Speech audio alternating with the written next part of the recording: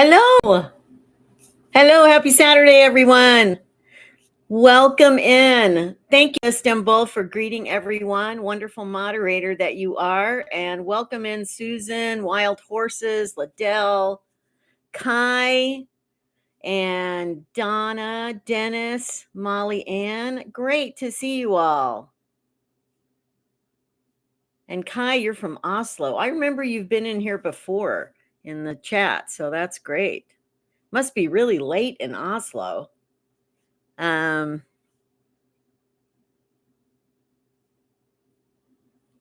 Cindy from Maine. Oh, and Down Under from New Zealand. I know it's morning for you in New Zealand, so. And hi, Jules and Brad from Maryland. So, welcome in. Hope you're having a good Saturday so far. I hope you have a good weekend. It's beautiful weather here. We're having a cold front coming in tomorrow, and we're going to finally have our first taste of kind of winter. Well, like heavy duty fall, I guess. And so that's exciting. Oh, yeah, it's 9 a.m. in New Zealand. Okay. Hi, Lincoln. Welcome in. Leisure, Bronwyn. I hope things are going well for you in traveling around Australia. Marcia from Lisbon. It might be, I don't know if it's Marcia or Marcia. And Lisa from Washington State. Oh, welcome in. Lenny, KJR. It's funny. I start to recognize a lot of you from your comments that you post on the videos, which is really cool. So like KJR, recognize your name from that. And Mr. Taylor, of course, welcome in. It is. Yeah, I'm sure it is beautiful. It seems like I'm in California, and so, but Northern California, and it does seem like the leaves changed late this year. It's kind of weird to me, but I don't know if that's true everywhere in the country. Oh, Dharma File, you made it live. Awesome. I know. I know it's like hard to have a convenient time for everyone in the world. So there you go. Rhonda, welcome in. I recognize your name too. And Suzanne, and there's Edie from Sacramento. Carol, Julie, gosh, and John. There's John. Anyway, we got a full group here. This is awesome. So let me make a couple of announcements first of all, while some of you are checking in still. And that is, remember I told you last week I was going to do a special Halloween like video, and then I was going to do the regular video like on Friday. Well, I had to rethink that, and let me explain why. YouTube is really funny. And if you throw a weird video on that is not your norm, it will freak out the algorithm. And my last two videos have been doing better. So I kind of just don't want to like jinx anything next week. So I'm sorry if you were looking forward to that. I am going to, I know I'm trying to entice you for my Patreon, but I am throwing it onto my Patreon. So if anybody joins that, it'll be on there by Wednesday. But if anybody wanted to join that, I'm going to have like special stories on there that I probably won't put on the regular channel. Like I said, because it tends to mess up the algorithm. Like I'll give you an example. Last year when I did Vlogmas, which I am not doing again, just saying. I may have a couple of extra videos in December, but I'm not doing Vlogmas. But when I did that, of course, my channel only had about 800 subscribers at that time. It totally screwed up the algorithm for me. And not only didn't I get videos on the Vlogmas videos, but then it was horrible in January, February, March. So I can't do that. I can't do that. So I'm sorry to like see. Sometimes I get excited about doing something, and I got to learn to just not say it. When I think about it and really think it through. So, well, Mr. Taylor, my other channel is the spiritual one. It's a completely separate thing, and it's more spiritually related stuff. But I'm not posting on there right now. I'm kind of taking a hiatus from that because I really have to focus on building this. So, anyway, that's the story. So, there will be a regular video on Wednesday, like always. And I'll have a little, you'll kind of get a preview of what that's going to be because one of the questions I'm going to ask you guys today is related to the theme of that. Hi, Teresa. Welcome in from South Carolina. I'm glad you're welcome to the channel. Anyway, and Istanbul's doing a great job. Gosh, you're just on it. I can't ever replace you. Anyway, we're missing our other moderator so far, but she might join in. So that's I just like drew a blank on who my other moderator is. She has a long name, so it's like anyway, welcome in everybody. Okay. So the other announcement is I got invited to do another channel's podcast. So excited. Would love doing other podcasts for other channels because I love interacting with people through, different topics and stuff. And this channel, I'll give you all the info when I know when it's going to be up because I'll direct you guys to watch the video of the podcast, but it's a video. And her name is Layla and she does a finance channel, but she invited me on because she wants to talk about how I came to do a YouTube channel later in life and like what that journey has been like and all of that stuff. So it's all related to that, but it'll be interesting for you guys and it'll actually, my being on her podcast will expose me to her audience, but also I can direct my audience to her to that podcast and you might be interested in her channel. So I'm filming and I'm taping it with her on Wednesday, this coming Wednesday. So when I know exactly when that'll be up, I will send a community post out to you guys, and then you can watch that one as well and see me getting interviewed and talk about things I may not always talk about on this channel. So anyway, oh, I think it's Inner You we're missing, isn't it? That's who it is. My other moderator, Inner You.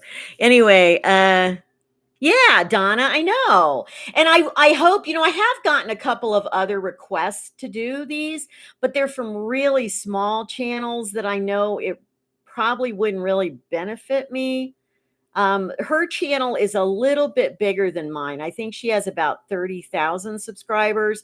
So it's a really good size audience to potentially reach. So, yeah, I mean, I would prefer to do podcasts with people who have, at least like 20,000 subscribers, because then that there's a potential to, expand into that. So anyway, hi, Robin from Ontario. No, Suzanne, I don't think she did, but she may not want to talk about it. I'll leave that up to her. So, okay, Liddell, thank you. Thank you. Okay, so anyway, I think that's it for the announcements. Don't have any other news as far as what I'm doing.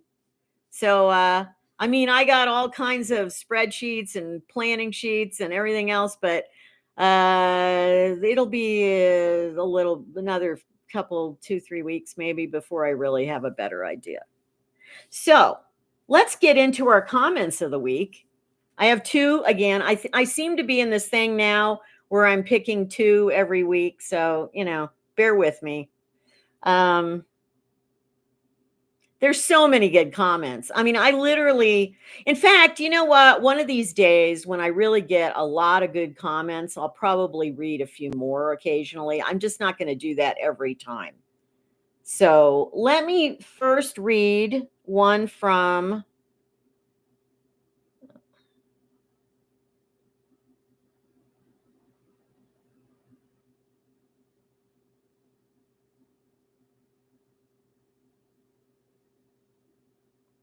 Donna.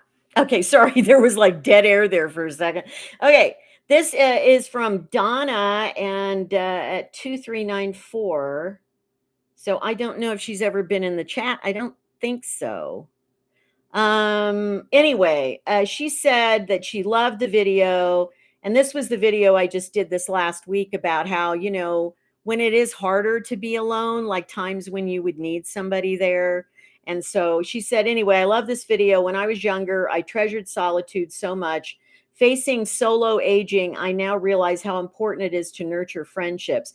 Many of us without partners or close family will need to rely on each other. I read a quote the other day. She said, sorry, I don't know the author, that says, what scares me most about aging is not loneliness, but dependency. That was really good. It's the dependency that you might have to need people more. And then she says, yikes. She says, also, a great book on this topic is a book called Bowling Alone: The Collapse and Revival of the American Community by Robert D. Putnam. Although it's from 2001, Putnam talks about the disintegration of our social structures in our communities, like bridge clubs, ice cream socials, PTA, etc. And the name of that book, again, in case you're interested, is called Bowling Alone: The Collapse and Revival of American Community.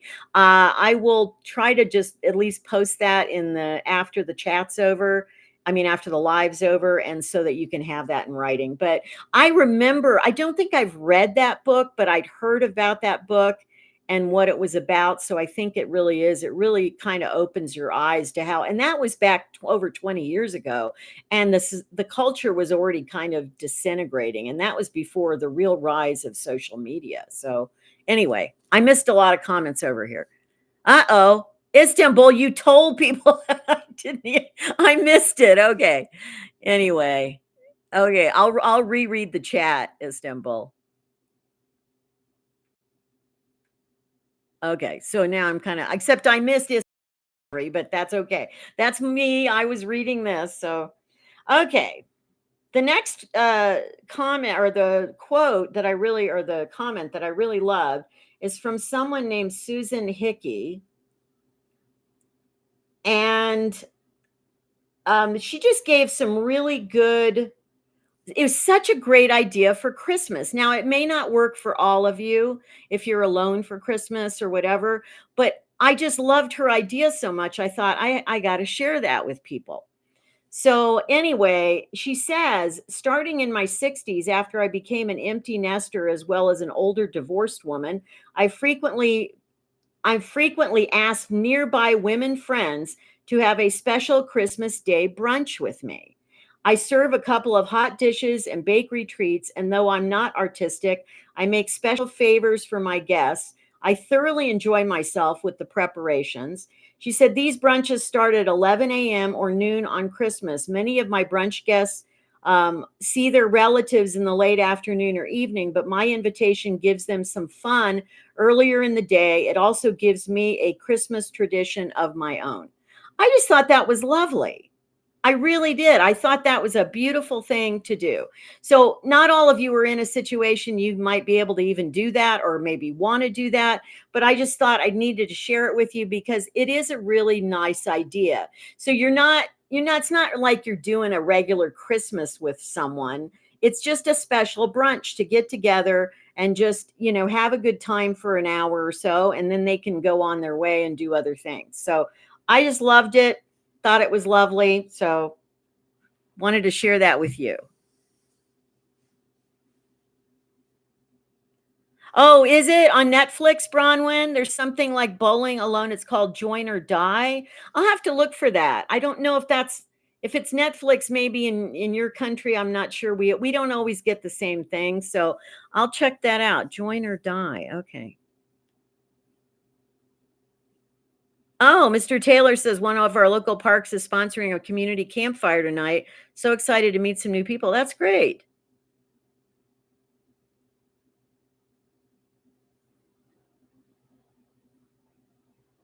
Yeah, I know. It depends, Dharma File, whether you actually have like people you could invite. Like, I, technically, I live in a community where I could do something like that. I don't really have a lot of room though, because I live in a tiny studio. Um, but I have to say, there's only a couple of people that I would want to invite from this community. So, because this place is, I don't know if I know I've shared this before. When I moved here 6 years ago and 6 years and 3 months ago or whatever, the people were different.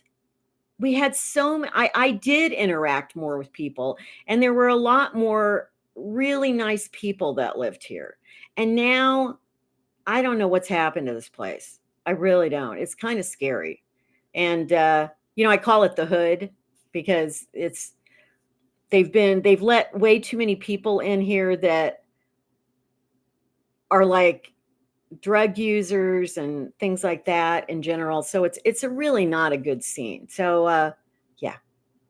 But if I lived in a situation where there was a lot of people that I knew or liked or whatever, I would love to do something like that. So anyway.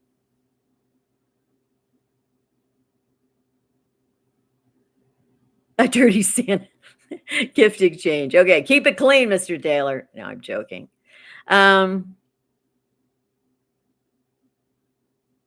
Well, that's true too, Madeline. That's true. You've got to kind of pick people that, you know, some people have more friends. It sounded like Susan there probably had more friends. And so if you have a lot of friends and maybe they already know each other, then that's easy. But you're right. You want to make sure that it would be a good, kind of match for people. So there's a lot of, you used to not have to think about these things as much in the old days. And now it's like you really do have to think about these things.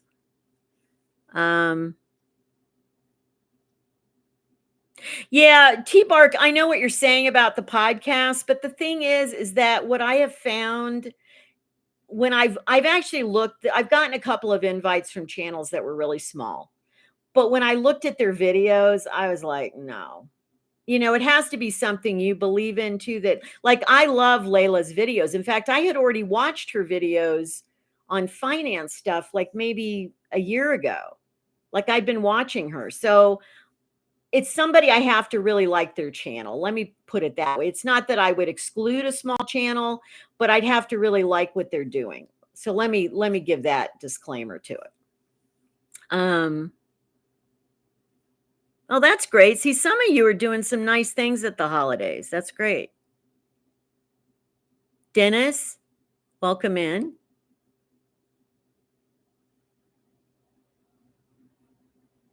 Okay, so moving on to let's move on to a theme for today, which is a reading from this book that I know.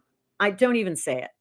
I have still not linked up my Amazon affiliate thing. I don't know. You know what? I have something else in the works, and that's what kind of messed up this week. I can't talk about it yet, but you'll know about it in 2 weeks, 3 weeks, because you'll see it on my channel. So there was like a special thing I'm doing. So anyway, I don't have that yet, but here I'm doing a reading from this Book of Awakening by Mark Nepo.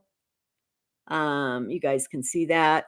And I just love the readings in this, and I rediscovered it and I was like, this is good.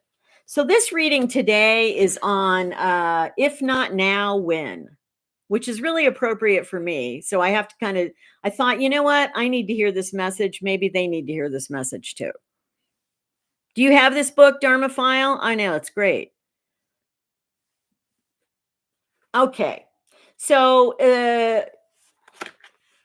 Mark Nepo says, since surviving cancer, there is a burning bit of truth I live with every day. Sometimes it doesn't let me sleep, but most of the time it brings me great joy. No one uttered this to me, and I didn't arrive at it or work at it. It just revealed itself, the way a broken bone makes us re-feel the immense pressure of air. And this bit of truth is, if not now, when? It keeps coming down to this. There is no tomorrow, only a string of todays. Still, like most of us, I was somehow taught to dream forward, to fill the future with everything that matters. Someday I will be happy.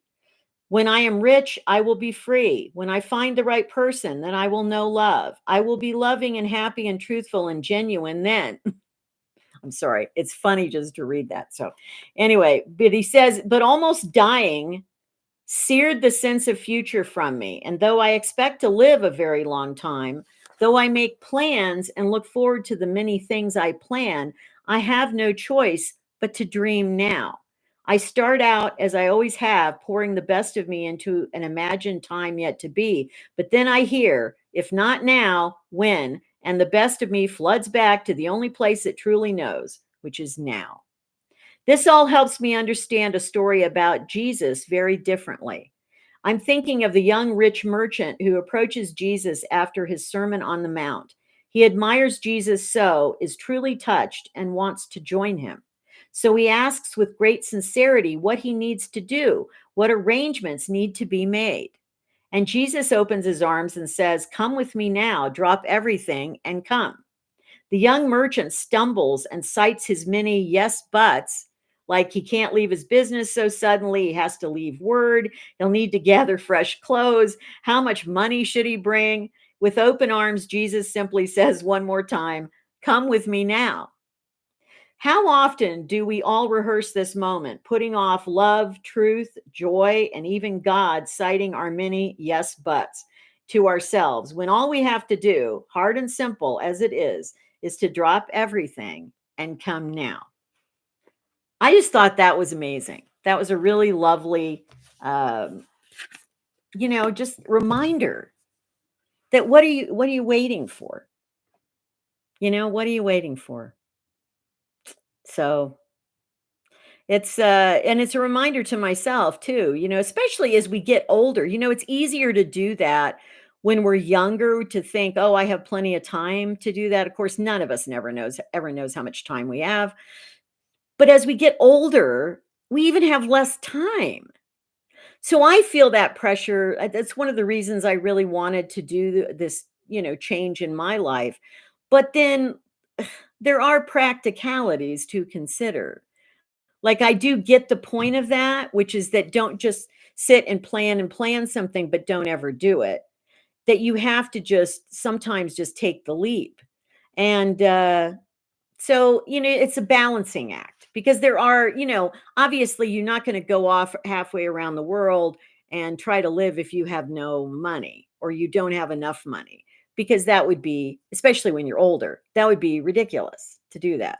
So you take what I just read with kind of a grain of salt, in the sense that the spirit of it is what's important. The spirit of that message is what's important. So don't just put things on hold forever. But also, like, even talking about, "Oh, when I meet the right person, then I'll be happy." Just talking about it in that context, right? How many times have people thought that? If I just have a good relationship, then I could be happy. If I just had a better house, then I could be happy. Well, why not just be happy now? Or at least be content with your life now. So, anyway, I'm going on, yeah. Going off on that, but yeah.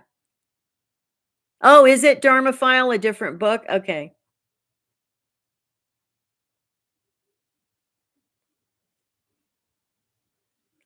Yeah, The Last Cookie Theory, Dennis. Yeah, exactly. I mean, there has to be some common sense in it. Just a little bit, but, yeah. Anyway, so it's just, no, I'm not gonna go through it all again, Christine, I'm sorry. It's a little long to read for that, but it's the idea of it is just that, we keep putting off things that we really want to do in life, and we keep putting them off when the point is, just do them now. I remember thinking that when I was younger. I had a big excuse that I'd say, "Oh, when I have more money coming in, I'll do this, or when I have a more settled situation, I'll do that." Just all the time. I remember doing it a lot in my life, and I think a lot of people do. So, anyway.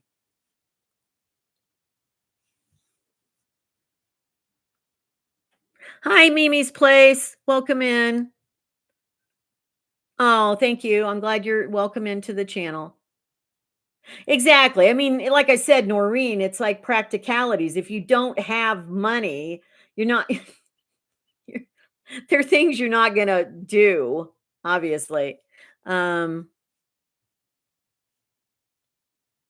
oh, I know, Hatchet. I love Maslow's pyramid of needs. The hierarchy of needs, they call it. Yeah, I love that actually. I used to teach that in psychology. So,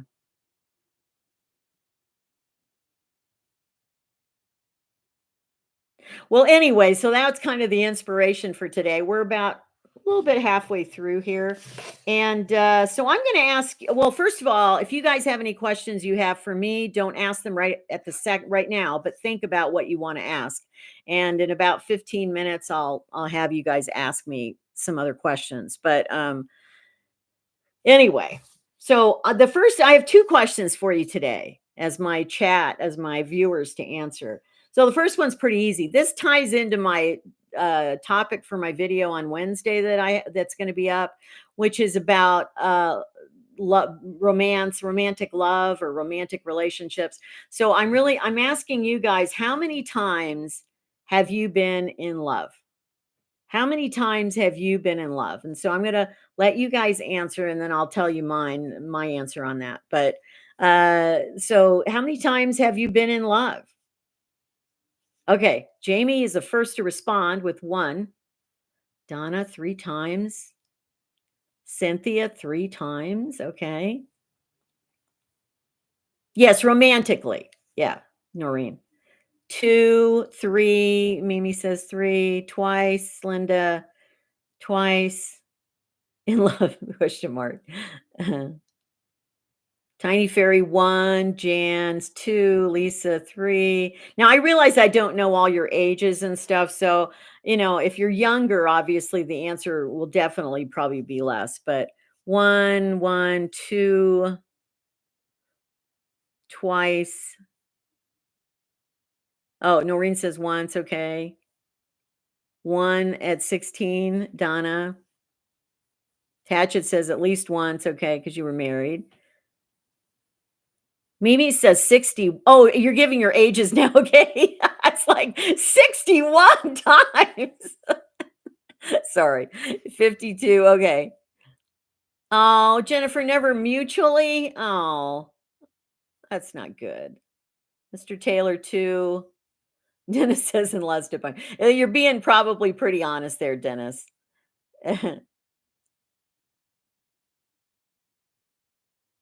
Real 2 other times. See, now this is interesting to me. It really is, because I'd say the average for most people is 1 or 2. And I actually thought it would be more. Isn't that interesting? So I'm glad you guys are sharing this. No, now I wouldn't say a crush, like just like the crush we have like in when we're really young would really count. I would say like when you're really in love with somebody. It's like it's not, you just know. So but it's not like the puppy love kind of stuff we have. Okay, so yeah, so okay, so now that makes me feel really weird because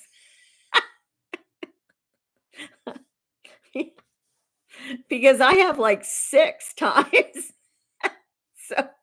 So I feel like a strange person here now, like 6 times that, yeah, I've been in love. Like, yeah. I mean, I'm the video that's coming out on Wednesday talks about a little bit about my first love, who actually in a way kind of became my last love. It's kind of interesting in there. You'll hear the story if you watch the video. But and that was a real love, because that did persist for, years. I probably loved him for over 20 something years.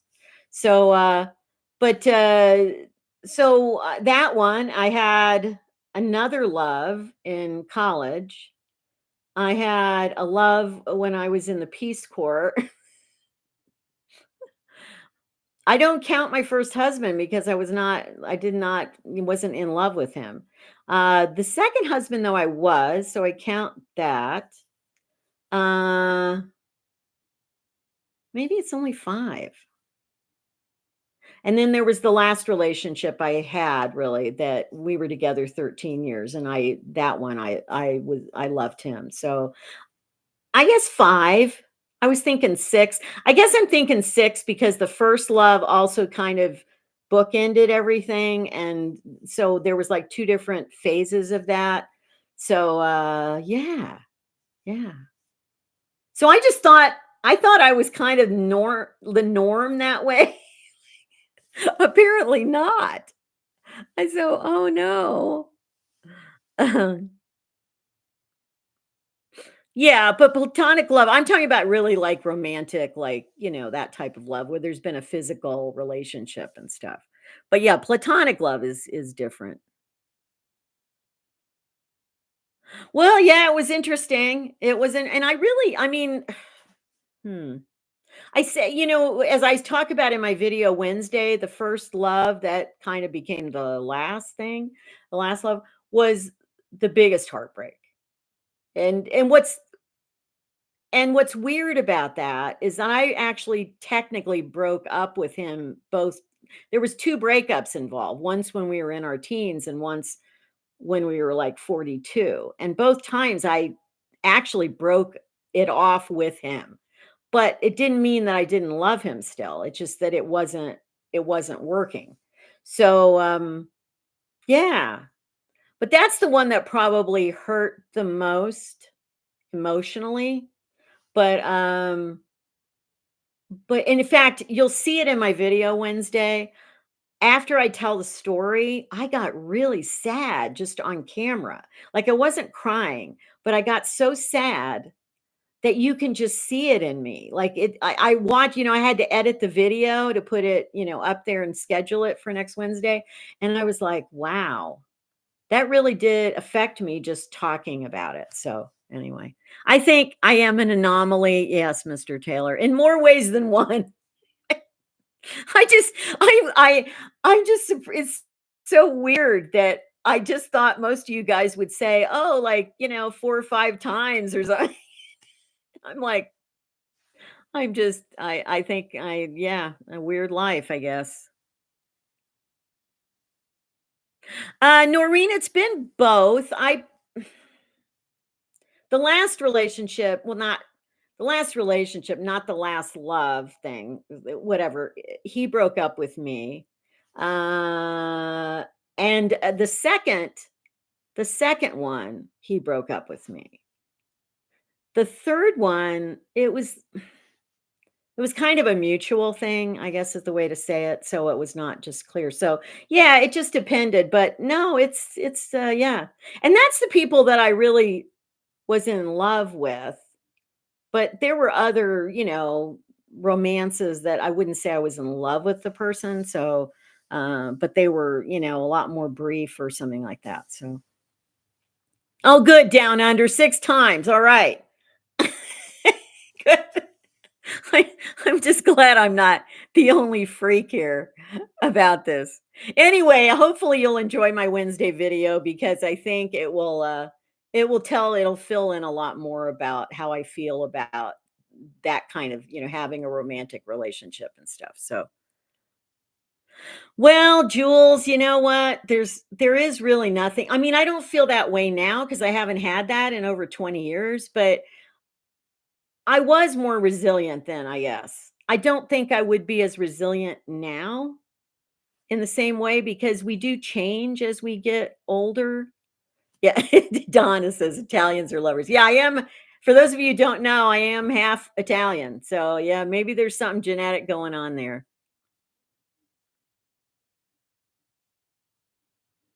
Yeah, I hear you, Jan, on that one. I know. So, anyway, hopefully you'll watch my video. Okay, second question I'm going to ask you guys. So, this is a little more you have to think about a little more. That was an easy one to get answers from. So this question, we're switching gears, is what helps you when you have anxiety? What are the things that help you? It could be more than one that really helps you when you're feeling anxious, when you're dealing with anxiety. What helps you? So start answering and then I'll answer after you guys, but exercise, Julie says, jumps right in. Thank you. Yeah, exercise is great for anxiety. Just general anxiety, Hatchet, just like you feel anxious. I don't know. See, some people don't have as much anxiety, so this may be tougher for you. I'm a person that like I'm a poster kid for anxiety, so uh it's really easy for me, but okay, so we have going for a walk, another exercise, sewing, ice cream. Hey, I hear you. Uh, let's see, meditation, breathing, and tea. I would have to say, Lisa, those are my big ones too. So, Cynthia says deep breathing, walking, listening to music. Listening to music is also, I like playing, like when I play guitar, I it's kind of a meditation in itself, so that works. Yes, Dennis, thank you for being the first person to mention chocolate. Duh. Donna says chocolate. Watching a favorite old movie. That's a good one, Bear Paws. Jules, being in nature. Yes, fresh air in nature. Cooking. You must love cooking, Susie. See, cooking is not, that actually creates anxiety for me. So that is not working for me, but I'm glad that's good for you. Crafting. You can talk yourself out of it. That's great, KJR. Eating for comfort. Walking in the park surrounded by trees. Yeah, being outdoors is always really good for anxiety. I really like that. Madeline says reading self-help books, those can certainly be helpful. Well, no, it does help, Susan. First of all, moving your body when you go for a walk is good for anxiety because it affects your actual physiology. Like the anxiety affects you physically. And so when you move your body and get outdoors and start walking, it will naturally reduce that. So, anyway, playing in your concert band. That's right, Mr. Taylor. You're a fellow musician. Bronwyn, sitting in a beautiful garden, drawing or painting. You see, guys have great tips on this. That's great. Yeah, I would say mine are meditation, playing music, doing some deep breathing, getting outside and getting fresh air, going for a walk, sitting under a tree. Those things always help me with my anxiety. So, and chocolate, unfortunately. Hey, I've been really good this week, guys. I'm telling you, I cut way back on sugar. The only sugar I've been having is in the morning, I eat plain yogurt because I don't like the pre stuff yogurt with all the stuff in it. So I get plain like I forget the term, the Mountain Valley, I guess, yogurt plain. And then I put like a teaspoon of sugar in it because it's just too sour for me without something sweet in it. But that's basically the sugar I've eaten this week. So it's been good. I really have cut way back. And I actually kind of burned out. I got to the point I was eating so much sugar there for a couple weeks that I do kind of OD on it. And I just go, I don't want that for a while. So I'm enjoying that. I'm enjoying not having to eat that. Yeah, I love plain yogurt in the morning. See, I don't like a lot of food first thing, like when I get up. So usually within the first hour, I have usually like yogurt, and that just, it gives me enough. And then I don't really eat my big meal till I eat my biggest meal is lunchtime. So then I eat like whatever I'm going to have for lunch. Like today I had a cheese omelet and which is good, but then I had fried bologna with it, which is probably not at all. I know it's not healthy, of course, but it tastes so good. It's probably not any better than bacon, but it's easier to cook than bacon. So anyway, that's a good idea, Noreen. A teaspoon of jelly. I could do that as an alternative to just actual, like, I mean, it's still got probably the same amount of sugar in it, but that would be tasty. Yeah, Mr. Taylor, that sounds so healthy, but I don't like fresh fruit very much. It's a thing. Never been a fruit eater my whole life. So,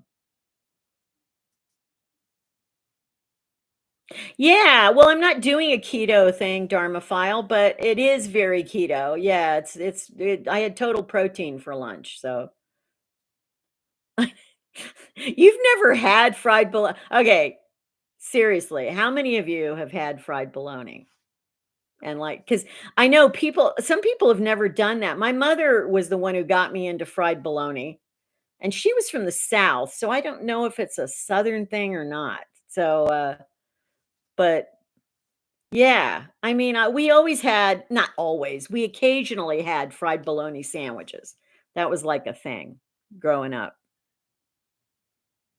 Yeah, now I could put tiny fairy, good idea. Could put fruit in a shake. Yeah, I can blend it. I like the taste of certain things like strawberries and blueberries and stuff like that. I just don't really like eating them.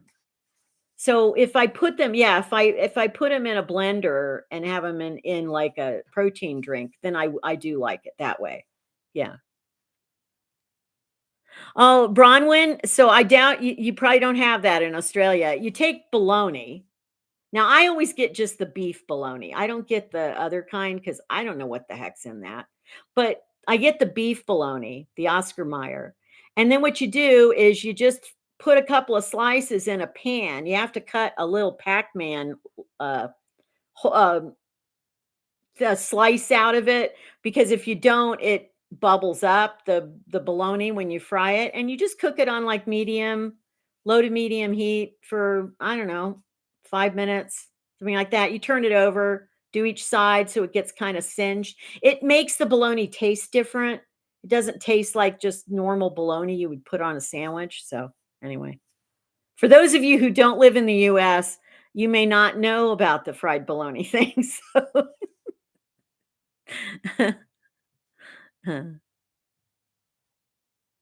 Yeah, Bronwyn, it's, bologna is, yeah, I don't really know how to say, I guess the closest thing would be it's a type of taste of a little of sausage, yeah, but it's a lunch meat. And, traditionally, it was made out of, like, pork and other kinds of meat products, I think, but you can just, or it's just beef, so it doesn't have the pork and other stuff in it, but, yeah, it's processed meat, so it's not healthy. It's like bacon or, sausages or anything like that. If it's a processed meat, it's probably not super healthy, obviously. So anyway, but I confessed it to you. Oh, I know. Well, Boar's Head has like the best meats anyway for lunches and stuff. So yeah. Yeah, KGR texture similar to a hot dog, but it's flat. So and see, you cook a hot dog. So you fried bologna, it's the same kind of deal. So the good thing is you don't have to put any oil or butter with it to fry it. You literally just stick it in the pan and then do that. So